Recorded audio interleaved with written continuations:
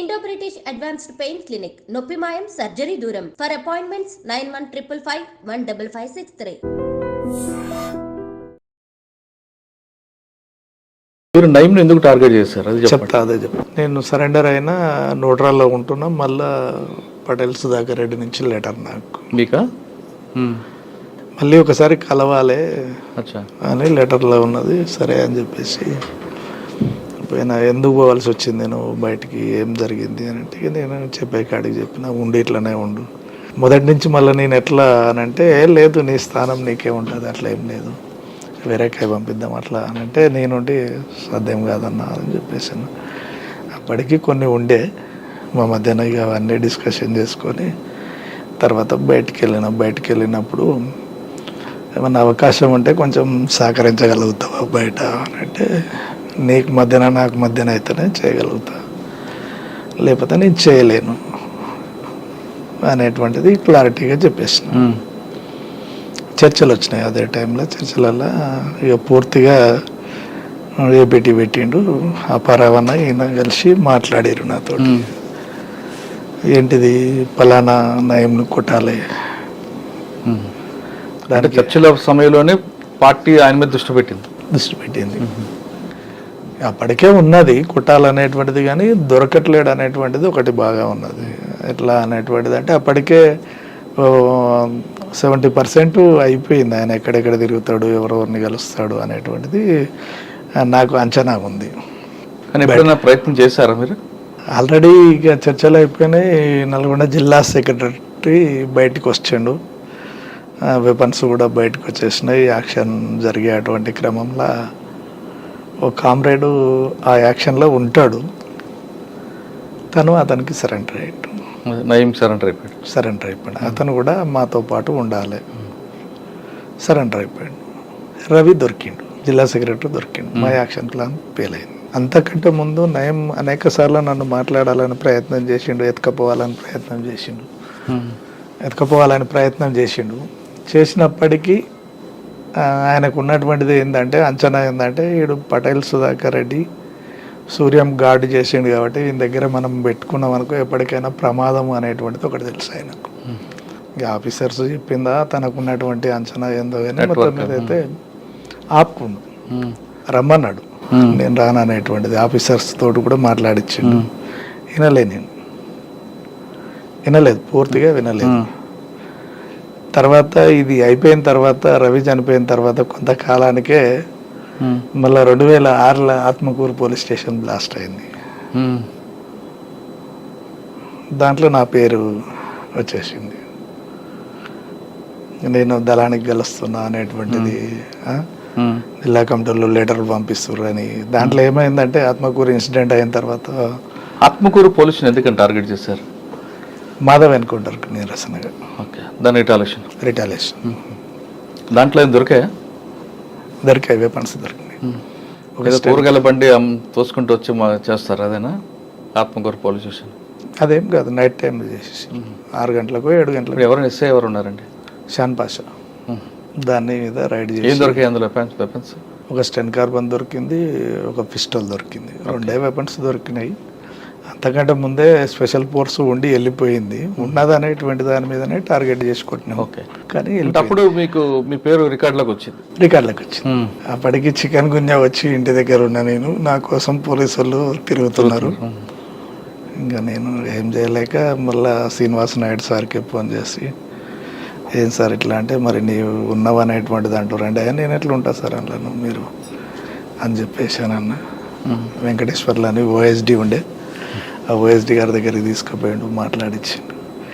నేను అప్పుడు ఒకటే చెప్పిన, నేను ఉన్నా అని చెప్తే కొట్టేసేయండి సార్, దాందేముంది, మీ వాళ్ళు చనిపోయారు కదా, నేను ఉన్నా అని తెలిస్తే కొట్టేసేయరు అని చెప్పిన తర్వాత ఒక 3 నెలలు 4 నెలలు మాకు అర్థమైతేనే ఉంది సిచ్యువేషన్. ఊరు వదిలిపెట్టి హైదరాబాద్కి వచ్చేసిన. తను బయటకు వచ్చినప్పుడే మాకు తెలిసింది. బయటకు వచ్చింది, మేము దొరికిపోయినాము. అప్పటికీ రాములతోటి చెప్తున్నా, రాములు ఖచ్చితంగా చెప్పేస్తాడు అనేటువంటి దాని అంచనా ఉంది నాకు, కొట్టుపడేద్దామని చెప్పేసినాం. తను అక్కడ ఇబ్రాహీంపట్నం ఎంపీపీ దగ్గరికి ఎవరి దగ్గరికి వస్తుండు.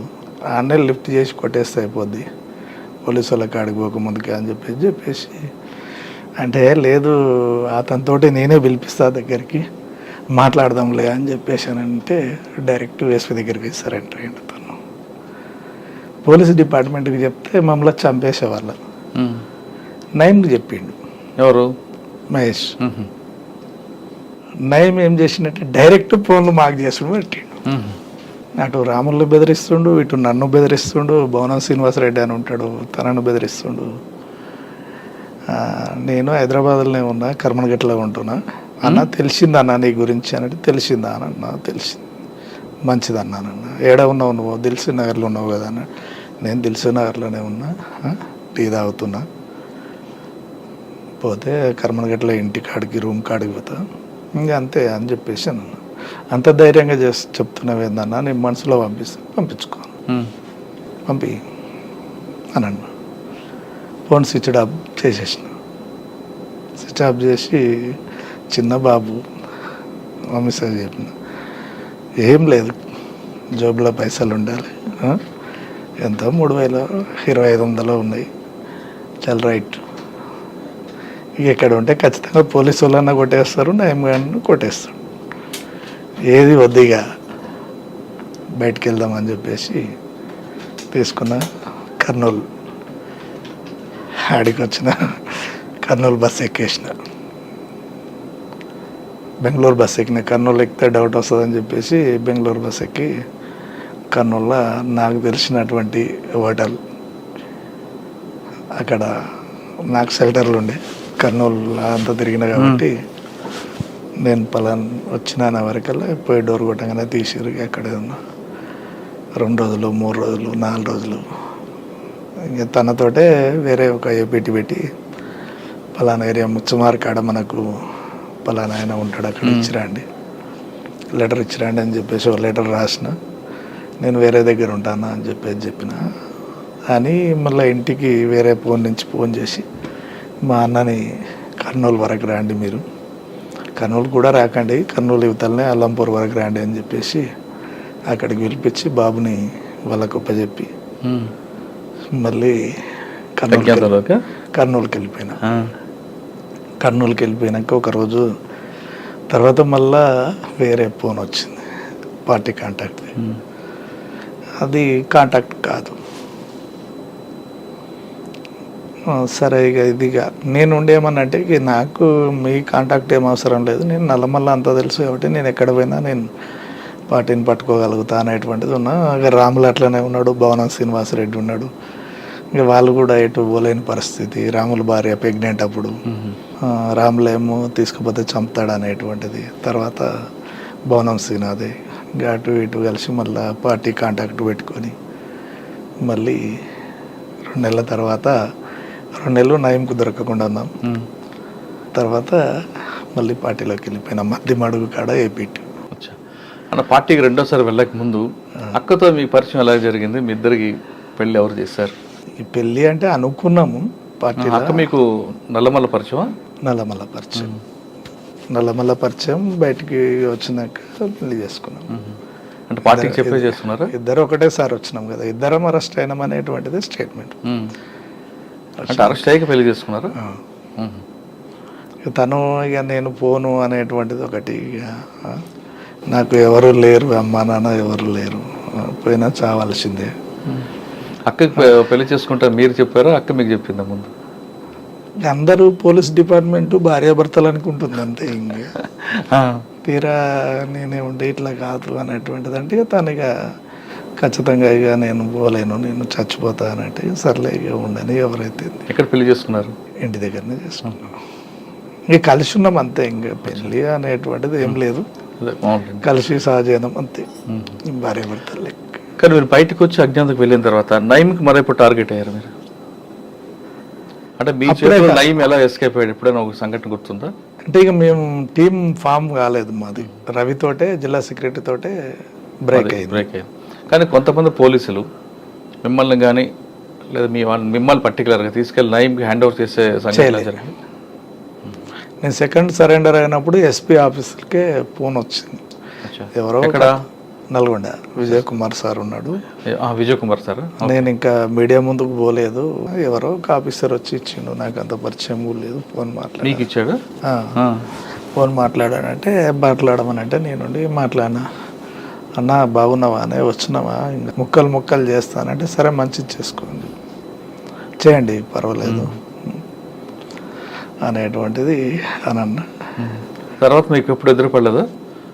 ఎదురు పడలేదు నాకు. నేను ఇంకోటి ఏంటంటే అనేక సార్లు ఫోన్లు వచ్చినాయి, నేను రెస్పాండ్ ఇవ్వలేదు.